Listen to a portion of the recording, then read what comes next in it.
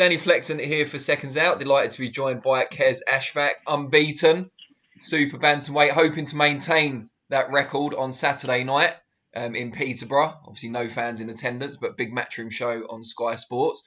How are you getting on? Great, yeah. Just doing a little shakeout in the gym. Feeling great, feeling amazing. Weight's perfect. Ready to go out there and get the win Saturday night. And one of the interesting kind of subplots about this fight you're taking on Marc Leach is the fact that you guys used to train in the same gym, have shared many sparring rounds together. Are you quite friendly? Are you quite good friends? Yeah, like I say, obviously there's no love lost in the ring, but yeah, we're not. I wouldn't say we're very very good friends. Or we call each other all the time or anything like that.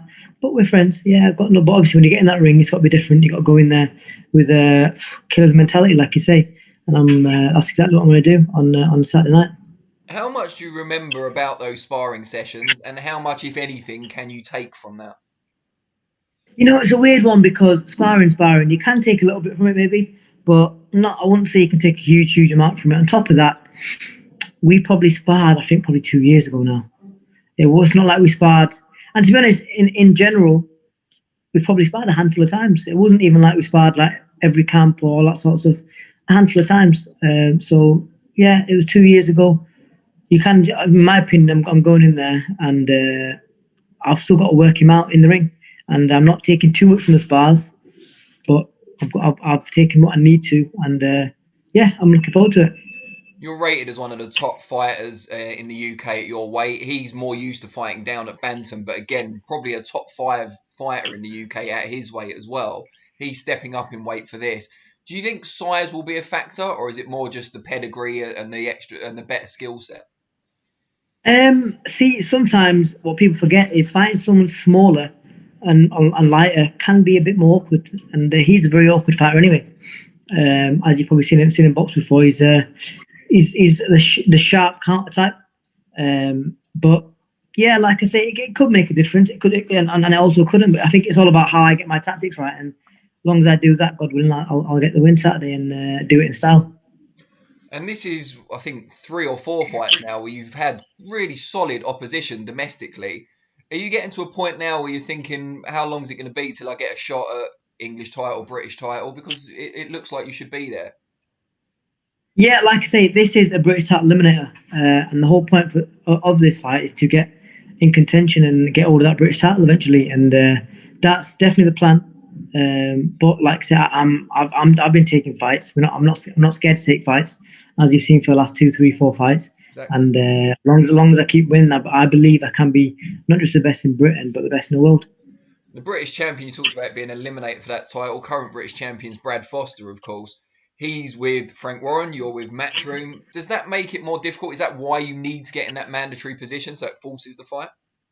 Yeah, definitely, because otherwise maybe I could have, like, if we were both on the same promotional team, potentially we could have had the fight on already without these eliminators. But, you know, there's little rumours about, obviously, Eddie and Frank talking a little bit now as well. Let's hope then they have a good dinner. The food's right. The food's not off, and they get off on the right foot. Yeah, fingers crossed.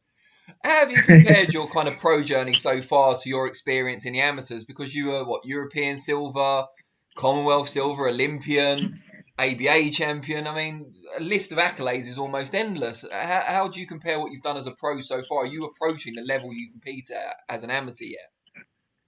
Yeah, see, so what people have to remember, being an Olympian, all those Olympians, we are pushed pretty fast in terms of levels because we have the pedigree. So we're kind of at times learning on the job.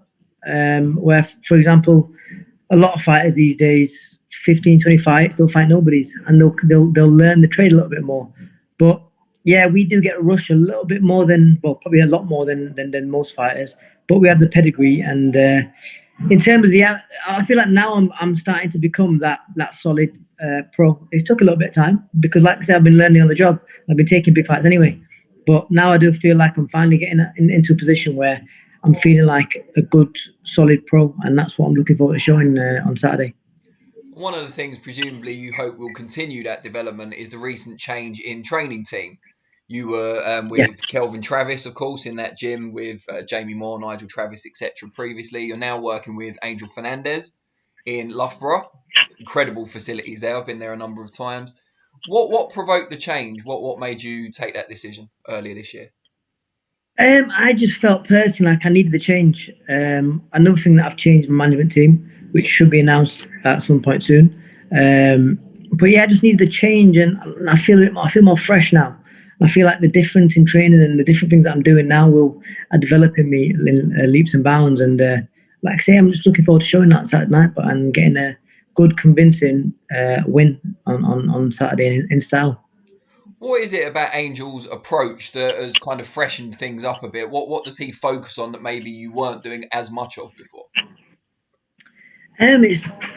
He's quite very technical in many ways, and he's very versatile in the sense where he's not your typical British or your typical American, typical Mexican style. He likes to take everything from all different schools of boxing and put them all in one and come up with his own little complexion. You know what I mean? So it helps, in my opinion, and from what I'm learning, he's a good thing. Another good thing about Angel is very willing to learn. So it's not like you've got to do it that way. There's nothing else. He's always ready to take on any advice or anything like that, and that I believe is something that makes him the coach that he is. And yeah, I'm having a great time with Angel now, and I'm feeling amazing. He was part of Anthony Joshua's training team for his last fight. Is there? I don't know if that's going to be renewed for the Pulev fight. Last time I spoke to Angel, he seemed to think it would be, but would there be an opportunity there potentially for you to go and train back at the GB base for a little bit, some days or whatever? Yeah, so obviously Angel is still part of the AJ team. He's been obviously doing work with AJ quite a lot in the past couple of months as well. And right now it's a bit hard work to go and train in Sheffield. There's obviously the doors were open for me anyway. If I want to go train with Angel there and while AJ's around, all that sort of stuff. But obviously it's a bit tough right now with the COVID situation, and obviously Team GB, they're also being very wary of who's letting in and out of the gym. Not that they wouldn't let me in, but for that reason I've kind of held back, and just because they're doing the right thing for the fighters. You'd rather have less bodies in the gym, which makes it less chance of catching COVID than letting anyone in the gym and just taking the risk. Now, you were a long time amateur on the GB team, so you didn't have that pressure of selling tickets and that kind of thing that comes with amateurs who fight predominantly on club shows. But now you've adapted to be a bit of a fan favourite as a pro. Just for people out there, especially young amateurs who are going to break into the pro game, how have you managed to build that fan base? Like I said, I was lucky because of boxing huge tournaments like the European Games, Commonwealth Games, Olympic Games, and that built a bit of a name for myself. But in terms of tickets wise, it's a tough slog at first. I'm not going to lie, it will be, but the more you win, the more you perform, the more people that set their eyes on you. It's to like what they see. I'm sure they'll start supporting, and especially in your local communities. That's your fan base. That's what you got to remember. You could go all around the world, but your local community, the people that you see every day, the barbers that you go to, if anything, wherever you go, you might go for food places. Promote yourself, and don't be afraid to wear your own badges and logos and stuff as well. And like I said, tickets can be hard work, but little small things can make the difference, like logos. Simple as that. You can wear a logo and someone look at, oh, what's that? Or you can put your Instagram on the back of your top, and they'll look at it and they'll have a look and think, you know what? I'll follow this guy, and I'll follow him closely. He's from around the corner from where I live, and it's great to see someone because people love seeing people from their own area doing well, and it's a simple way of that. With social media, because you just mentioned Instagram, do you notice a difference in terms of how prominent you are on a show compared to how many extra kind of followers or engagement you get? So if you're on, say, a Facebook portion of the card compared to a regular Sky Sports card or a Chief Support or whatever, is there a difference? Yeah, I believe there can be, yeah. And it just shows when you see the social media superstars are getting fights these days on topping bills, you know what I mean? But no, definitely, I believe it does make a difference, because that's also, again, it's following. And the chances are, if you've got higher followers on Instagram, then you're going to sell more tickets, and it does make a difference, but you've got to be patient with it. And like I say, it does take a bit of time, but if you're patient, good things come to those who wait. Who do you look at? Because you're fighting at a high level yourself, fought at an even higher level previously as an amateur. But who do you still look at currently in the sport as kind of role models, people to look up to, people to take things from? In terms of fighters, I've always loved watching Lomachenko, and that's probably something you get a lot. Yeah, but Lomachenko. I've always liked the Mayweather style, because most of my favourite fighters overall. I've always been like Sugar Ray Leonard, Pernell Whitaker, Roy Jones Jr. They've been the sort of fighters that I've always loved, and obviously Mayweather comes in with that. But Lomachenko is a very different twist. Same idea, hit, don't get it, but such a different twist, and that's what I love about Lomachenko. And just before we let you go, we've talked obviously about social media, but for anyone who's not already on the bus, as it were, tell them how they can find you on the different platforms. Yeah, so Instagram and Twitter is at Qais _Ashfaq, ASHFAQ.